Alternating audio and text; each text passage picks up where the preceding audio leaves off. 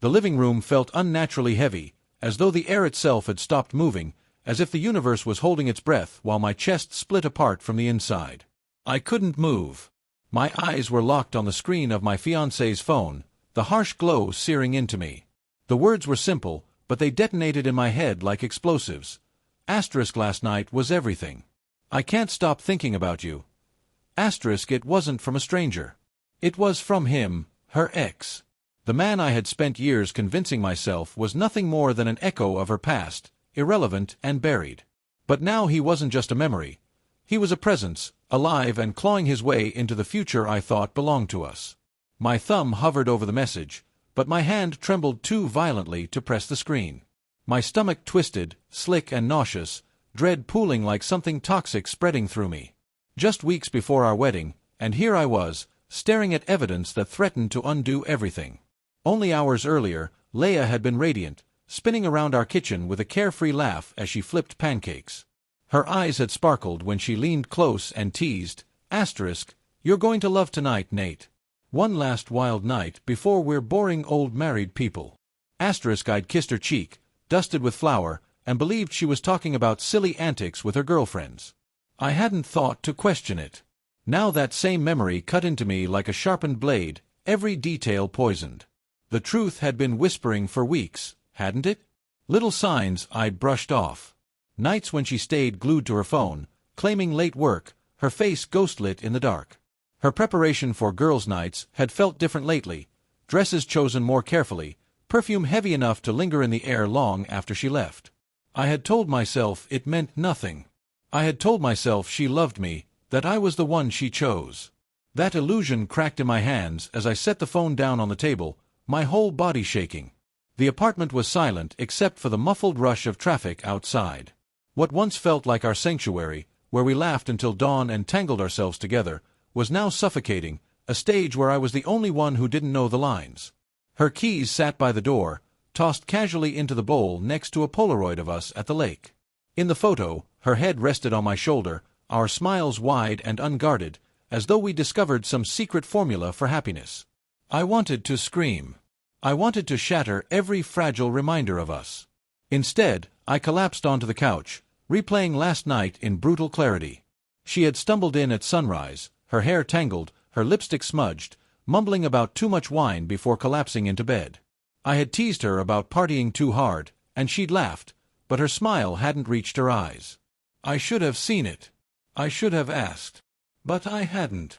The sound of the door unlocking snapped me back. My chest tightened when she walked in, cheeks flushed from the cold, her purse slung loosely over her shoulder. She froze when her eyes landed on the phone lying in plain sight. Her voice came too bright, brittle at the edges. Nate, you're home early. I didn't waste words. I held up the phone, my voice sharp and low, cutting through the still air. Whose number is this? Her practiced smile faltered. A flicker of something crossed her face. Guilt, maybe fear, maybe defiance. "It's nobody," she said slowly, setting her purse down with careful precision. Just a friend from work. Why are you looking through my phone?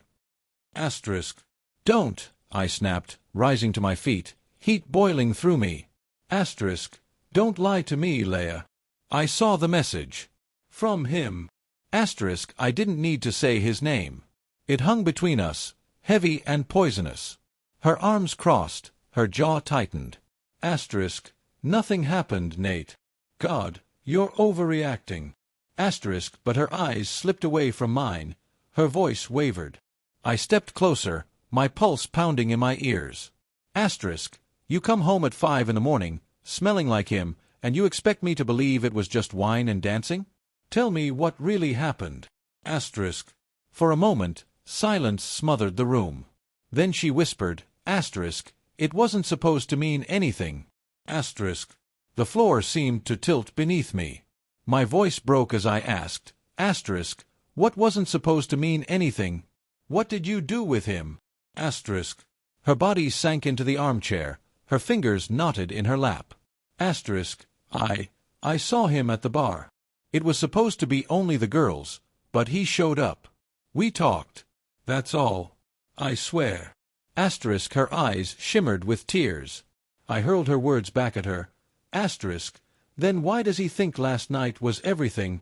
Asterisk, my fists clenched so tight my nails bit into my palms. Asterisk, why can't you even look me in the eye? Asterisk. She flinched. We danced, she said, her voice cracking. Asterisk, and then, I don't know, Nate. I was drunk, and he was there, and it felt like I was 20 again, before everything got so serious. Asterisk, her face buried in her hands, sobs spilling through her fingers. Asterisk, it was a mistake. A stupid, awful mistake. Asterisk. The word mistake hammered in my skull, hollow and sharp. I wanted to believe her. I wanted to cling to the dream we had built. But the image of her with him, her body close to his, her laughter given away to someone else, burned into me. Asterisk, did you sleep with him? Asterisk, the question came out barely audible, as though I feared the answer more than anything. Her head shot up, eyes wide. Asterisk, no, Nate. No. I swear. Asterisk, but hesitation cracked her voice. Then came the truth that sliced me in two. Asterisk, we kissed.